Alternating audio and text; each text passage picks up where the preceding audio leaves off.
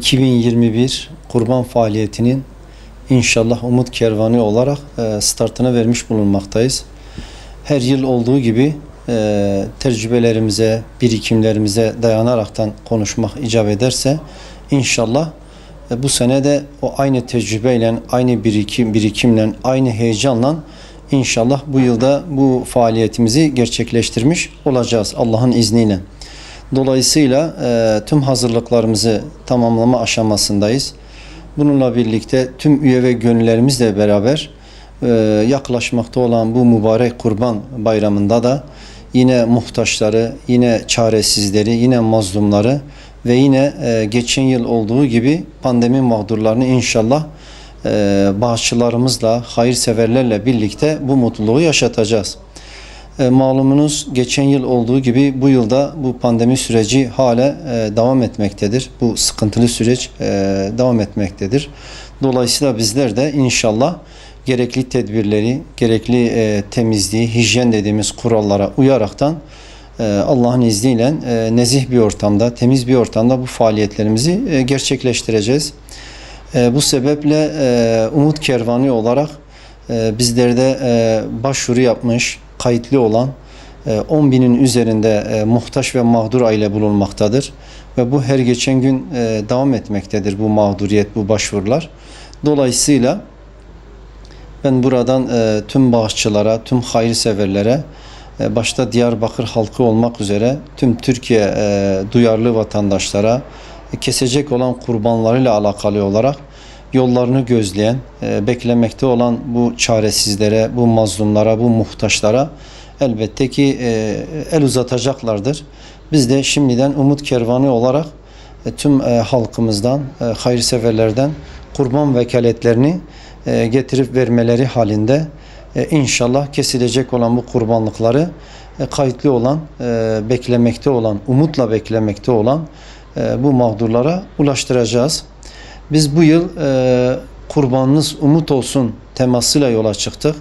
İnşallah gözlerindeki bu umudu, bu bekleyişi, bu yüreklerindeki ümitsizliği ümide çevirmek adına bu faaliyetlerimizi Allah'ın izniyle gerçekleştireceğiz. Dolayısıyla istiyoruz ki hep birlikte bu çaresiz olan mazlumların bugün, yani o mübarek gün, gelecek olan o mübarek günde de hep birlikte bu mutluluğa, bu sevince ve en önemlisi bu dua ortak olmaktır. İnşallah Umut Kervanı olarak da tüm hazırlıklarımızı tamamlamışız. O gün geldiğinde inşallah bu faaliyetimizi, bu güzel çalışmamızı gerçekleştireceğiz.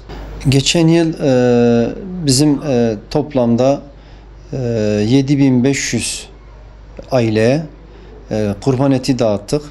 Tabi burada şunu da belirtmekte fayda olacağını düşünüyorum. Kurban Bayramı özel bir anlam ifade ediyor. Özel bir güne hastır. Rabbimizin Müslümanlar için iki bayramdan biri olan, ikincisi olan bu Kurban Bayramı'nda da inşallah bu hem hayırseverlerin kesecekleri bu Kurban Bayramı'ndaki bu kurbanlıkların hayır ve sevapları, ibadi noktasındaki değeri, Allah katındaki derecesi, öte yandan ise gözleri umutlu olan ve geldikten de gerçekten özellikle çocukların ve çaresiz olan annelerin mutluluklarını gözlerinden anlamak. Zira öyle ailelerimiz vardır ki yılda bir veyahut da iki sefer belki kırmızı eti görmeye bağlıdırlar. Belki onu görmektedirler. Dolayısıyla inşallah bizler de Umut Kervanı olarak geçen yıl 7500 aileye ulaştırmaya gayret ettiğimiz bu kurban etlerini biz bu yıl yine bu pandemi süreciyle birlikte, ki biz bunlara pandemi mağdurları da diyoruz. Böyle bir sınıfımızın, böyle bir mağdur, muhtaç sınıfımız da bulunmaktadır. İnşallah hedefimiz 10.000'leri aşmaktır. Yani 10.000 ile 20.000 arasında bu kesilecek olan kurban etlerini bu mağdurlara, muhtaçlara ulaştırmaktır.